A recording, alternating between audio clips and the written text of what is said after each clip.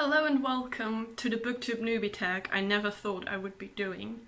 My name is Minnie and you're on Minnie's Miscellanies, which I never knew would be the name of my booktube channel. But I have also never planned on actually starting a booktube channel in earnest. I have been toying with the idea for quite some time. Quite natural when you study comparative literature, I have to say. But I felt I was lacking the speaking skills, the technical skills, everything to really do it. But in recent months, days, well, since lockdown really, I thought, why not do this actually? The skills I have, I'm bringing here, and the skills that I don't have, I can still acquire, and they might actually be useful for my future line of work, which I hope will be in the book industry as well. So, welcome to my booktube newbie tag. Let's dive right in, I should say. The first question is, why did you start this channel? I have a lot of unsolicited opinions, especially about books, and I just needed to vent them somewhere. And the written word was not the ideal medium for me. Even though I'm quite confident in my writing, it just takes me a long time to write a text that I think is good, or that I'm satisfied with in any case, and I just wanted a medium that would allow me to be a little bit more impulsive and speak my opinion a little bit, you know, as it comes into my head. So that is why I started this channel. But my first video was actually an educational one about how to break in a book. Go watch it if you haven't seen it yet, if you want to make your spines on your paperbacks last a little bit longer. The next question is, what are some fun and unique things you can bring to booktube? Certainly my multilingualism. I speak 5 languages and I dare say I read quite fluently in all of them. And I think that is a diversity that booktube can only benefit from. I have, in this way, in the very same way, I have found out about some of my favorite books this year. For example, The Diary of Lady Murasaki, which is the diary fragment, probably, of a 10th century Japanese court lady. And I mean, I would never have found out about that if it were not for booktube. So yeah, those are the unique things, probably, or the one unique thing that I can bring to booktube. The third question is, what are you most excited about for this channel? I'm excited about it, but it also scares me a little bit to be going from being a silent observer of the community and, you know, sometimes commenting on videos that I really like, to being an active content creator and putting myself out there and being a talking part of the community. That I am quite a bit scared of, if I'm being honest. Yeah, but I'm also quite excited about it. It's a two-sided coin, really. The fourth question is, why do you love reading? Oh, that's a good one. I love reading because it can show me the world as someone else sees it, and it can even show me worlds that have never existed or that don't exist anymore. And apart from this confrontation with the unknown or with the unfamiliar, I also love the confrontation with the familiar, actually. For example, when do you know the feeling when you come across a quote in a book that just perfectly expresses something you've been thinking all your life? Usually it's a quite simple thought or feeling, really, but for some reason this author, this book, knew how to put it in just the right words for it to really resonate with your soul. And I love that moment. That's one of my favorite moments when I'm reading, and it's what makes my favorite books, really. All of my favorite books are filled with those moments. The next question is, what book or series got you into reading? That would be the Iliad trilogy, which is a German children's classic by Cornelia Funke. And I've heard the English translation is actually quite good, so go read it. And the thing that really impressed me about it, and I didn't read this as a child, I read this as, I don't know, a 13-year-old or something. It impressed me because up until then I had been reading a lot, but I hadn't always been encouraged in it because my parents thought I was reading a little bit too much and preferring it to, or rather missing out on other things in the meantime. So I wasn't always encouraged in my reading. And this book just made no secret of being absolutely unashamed to be a bookworm, and how that is not always practical and you don't always get something good out of it, and it doesn't always have nice consequences, but it's still, all of those things are still very valuable to you as a reader. And that just strengthened me in my conviction that if I love reading so much, then it can't be wrong. And it also convinced me to go study literature, so I have to give this book credit for studying literature, really. Yeah, can't but love it. The next question is, what question would you ask your favorite booktuber? And that would be, well, that would be a whole booktube club, and I don't know what I would ask them.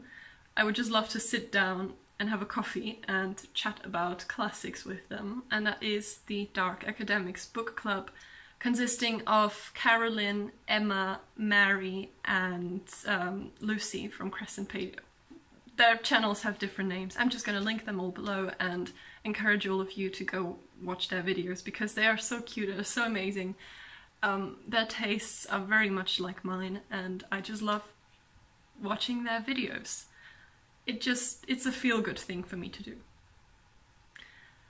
The next question is, what challenges do you think starting a booktube channel will be the hardest to overcome? Well, a couple of things. The first thing is, I don't know how my friends and family would react if they saw this, and I'm embarrassed just thinking about it. So I won't tell them, probably not for a very long time, and I will see if I tell them at all. Maybe they will find out on their own, hopefully not. I don't know, we shall see how it goes, but that is a big concern of mine, really. And another big concern is the technical side of things, because I know very little about video making, about making videos about books, really. Sometimes I feel like barely know enough about books themselves. So all of these anxieties kind of start to mount up now that this question is out.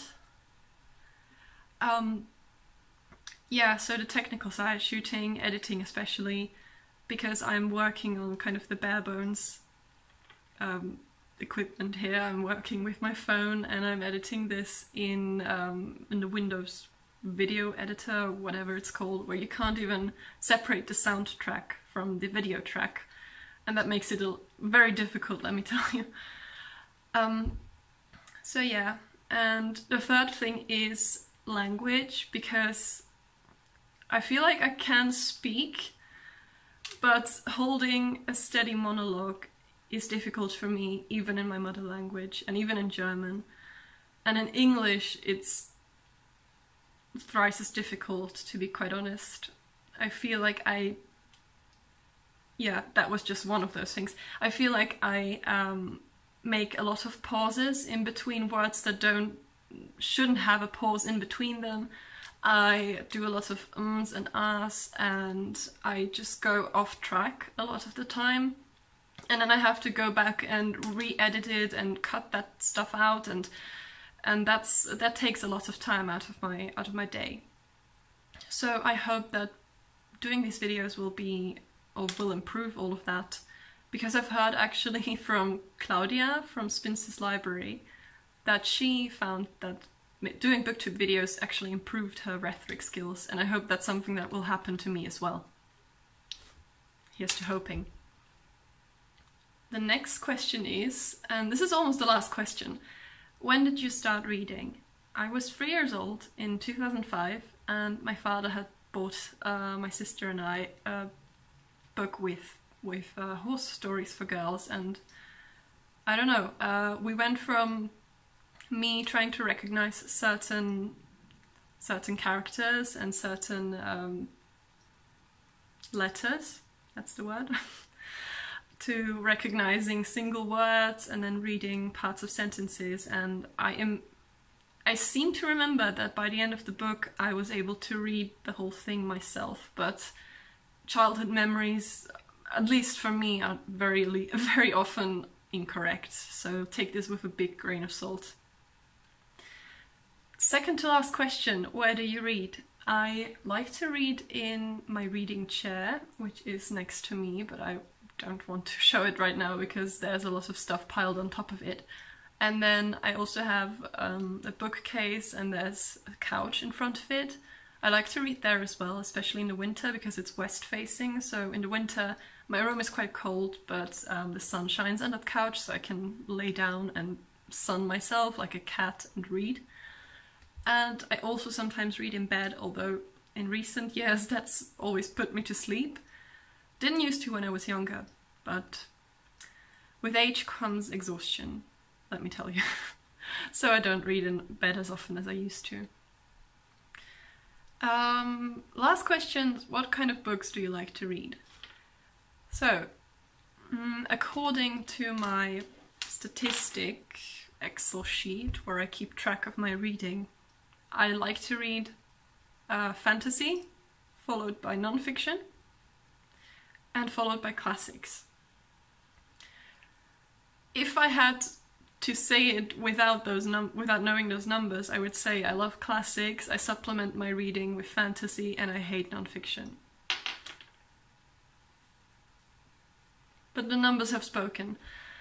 So yeah, but my favorite genre, if you want to call it the genre at all, is classics, definitely. Right now I'm reading the Iliad because I wanted to go back to the very, very roots of Western literature. And I'm loving it, so you'll see. So that's it, actually. Yeah, that's it, I think. Yeah, that's it. As for the tag questions, I hope this wasn't too rambling, because I know I tend to be a little bit, you know, disorganized once I start talking. So yeah, and I hope I will see you on the next video, which I plan on making a reading vlog, because that's kind of the video format that really drew me to YouTube or to videos as a medium, well, of expressing my opinions about these books. So yeah, and that will come at the end of the month, because I think that's a good schedule, right, to have for reading vlogs at the end of the month, and maybe with a TBR for next month tacked on top. So yeah, that's my plan. We shall see if it comes to fruit, and I hope I will see you there. And in the meantime, go read a book. Bye!